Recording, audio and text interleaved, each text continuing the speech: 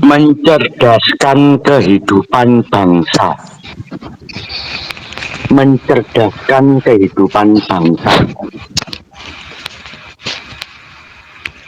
Ke depan, pioner harus mampu menjadi individu-individu yang mandiri, yang tidak mudah untuk diintervensi, tidak mudah untuk dikontrol karena memang desentral. Untuk bisa menjadi mandiri, merdeka, berdaulat atas dirinya, pioner harus paham, pioner harus ngerti. Kalau dari sisi bisnis, pioner harus menguasai product knowledge. Semua A sampai Z, perlahan-perlahan pioner harus mengerti. Untuk itu perlu edukasi. Saat ini pioner terombang-ambing karena minimnya edukator, kurangnya edukasi. Jadi harus menguasai semuanya. Apa pi? Bagaimana pi? Untuk apa pi? Dari mana pi? Kok bisa begini, kok bisa begitu? Katanya nanti saya bisa begini, saya bisa begitu. Itu harus dijelaskan. Nggak boleh kita pasif. Nah itu, kita nggak boleh pasif. Kita harus aktif. Kita harus kreatif. Kita harus menjadi manusia-manusia yang cerdas. Untuk pinter, itu nggak perlu seketika. Untuk pinter, cukup dengan membiasakan diri. Yang nanti akhirnya akan terbiasa. Kalau sudah terbiasa, maka otomatis akan bisa.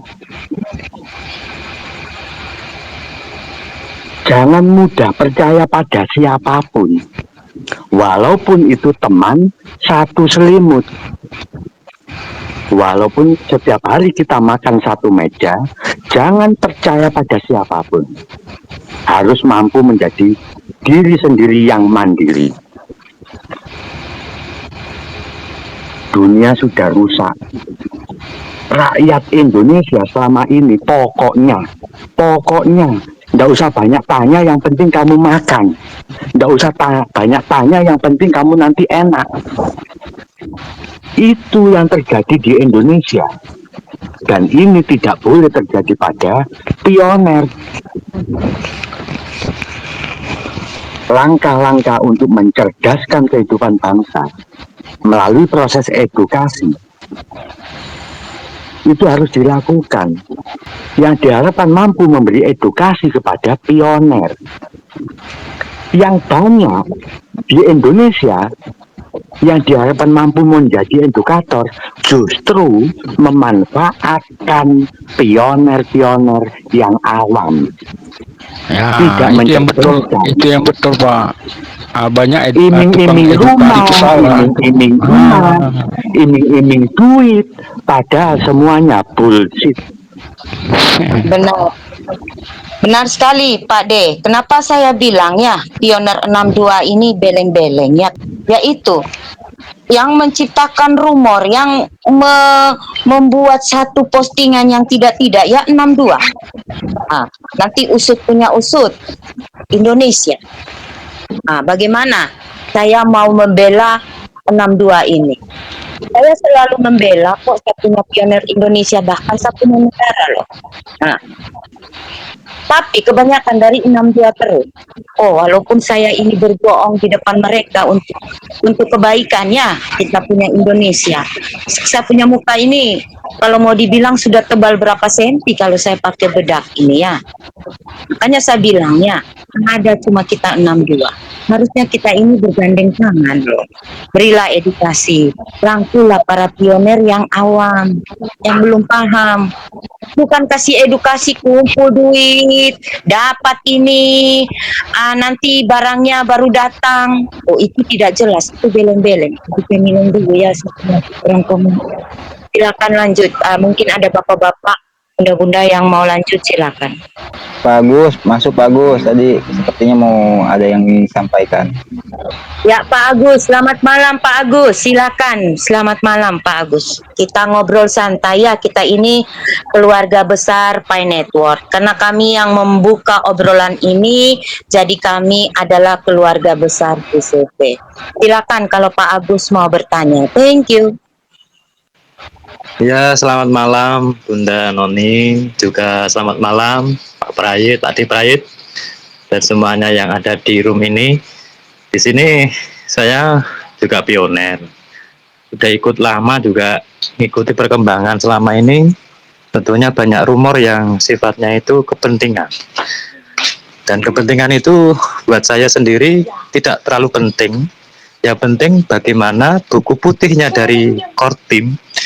Itu prinsip dari core team.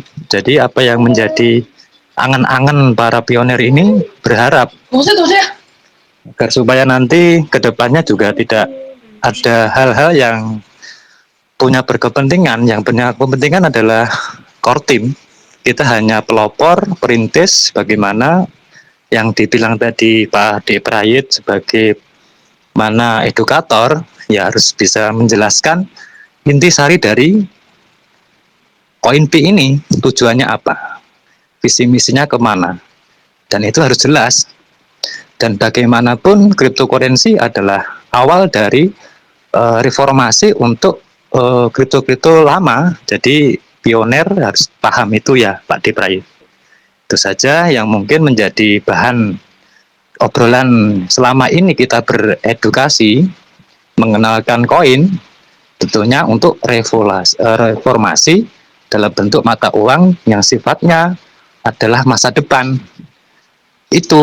Dan kapan akan dibukanya open mainnet itu tergantung core team karena ekosistem. Nah, yang menjadi pertanyaan secara global, regulasi yang ada di wilayah negara kita, bagaimana kesadaran para pionir ini yang selama orang menambang itu tujuannya untuk apa? Dan itu perlu tahu dan harus mengerti tujuan awalnya itu. Kalau airdrop yang lain seperti kripto-kripto yang sifatnya koin itu mengarah ke bursa, memang benar. Tetapi ini ada dua kemungkinan bahwa kita diciptakan untuk ekosistem komunitas yang benar-benar dibawa untuk mereformasi dari bentuk upaya melakukan yang terbaik buat para penambang koin Pi. Tujuan awal visi misi itu entah nanti di tahun-tahun yang akan datang atau dalam dekat tahun ini, itu terserah core team. Yang penting kita dalam satu prinsip buku putihnya dari core team itu sendiri. Kalau pengetahuan saya seperti itu Bunda. Jadi kita di sini berharap bahwa apa yang menjadi tujuan awal dari visi misi pionir adalah menciptakan suasana menambang secara gratis dan menikmati perjalanan apa yang diarahkan dari core team. Itu tujuan ekosistem, peer-to-peer, dan semuanya itu adalah awal pembentukan ekosistem itu sendiri, sehingga terwujudnya utilitas yang harus kita papankan di suatu wilayah secara global. Secara umum wilayah kita regulasinya bagaimana. Dan ini tokoh-tokoh yang benar-benar mendukung GCV. Kita sendiri paham apa itu arti GCV. Dan GCV itu sendiri sudah terbentuk dari beberapa negara setuju untuk bisa menempatkan harga nilai itu. Bukan harga ya, nilai.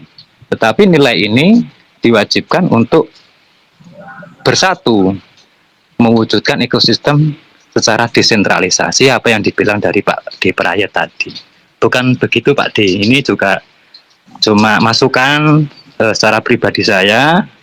Apabila ada banyak rumor-rumor untuk waktu dekat ini menginginkan agar supaya terciptanya suatu upaya nilai dari apa yang sudah dikonsensuskan di Toronto dari beliau Nicholas, itu hanya memaparkan, mengenalkan step by step agar supaya cryptocurrency yang masuk dalam bentuk upaya visi misinya Kortim akan diterima oleh masyarakat global gitu. Begitu Bunda Noni, sekiranya masukan dan usulan juga pertanyaan bagaimana membentuk komunitas di negara kita ini supaya bersatu menyatukan prinsip di dalam tujuan awal gitu.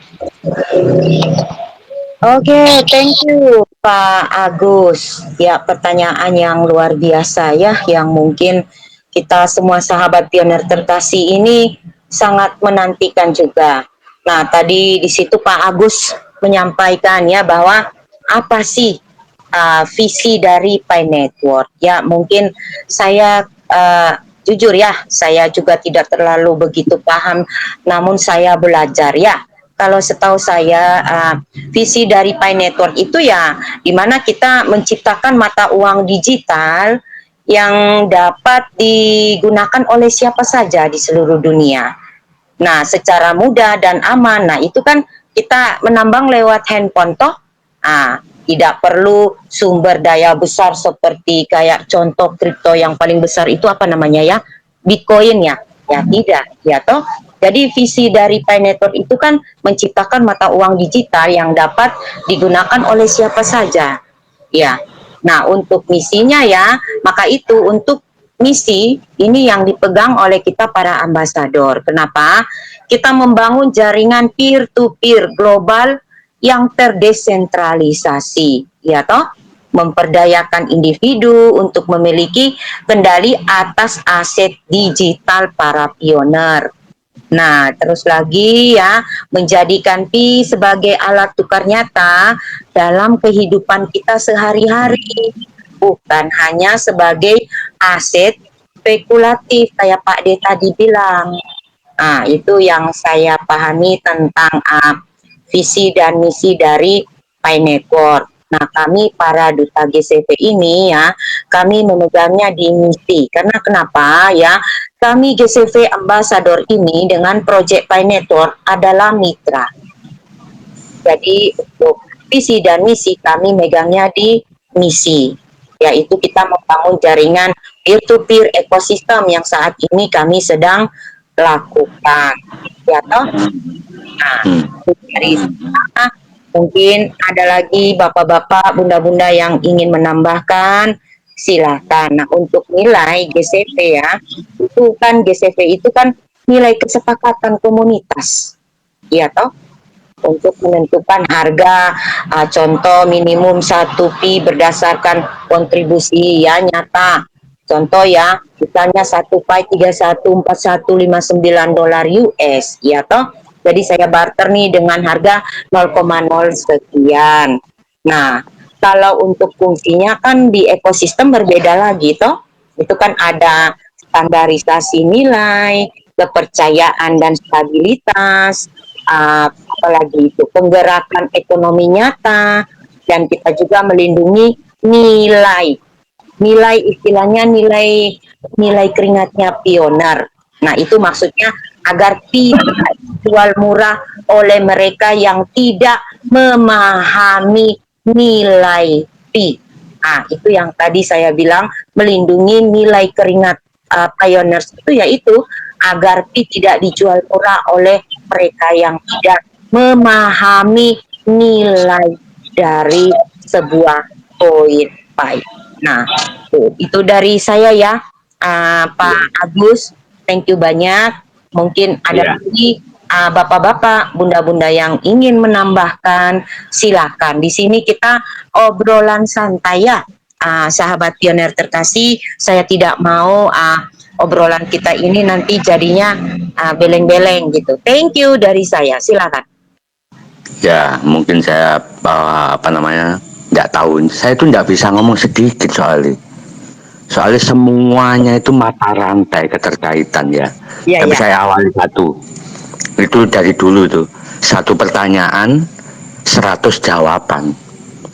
Bahkan mungkin satu pertanyaan, 1000 jawaban untuk pertanyaan yang belum disampaikan.